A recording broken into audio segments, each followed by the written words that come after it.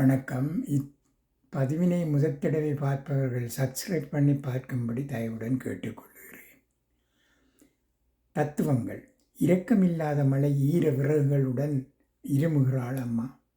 எனக்கு யாரும் இல்லை என்று சொல்லவாவது யாராவது வேண்டும். ஒரு முறை ஒரே ஒரு முறை செத்துத் துளைப்பதற்கு எத்தனை முறைதான் ஒத்திகை பார்ப்பதோ நித்திரை என்ற பெயரில்.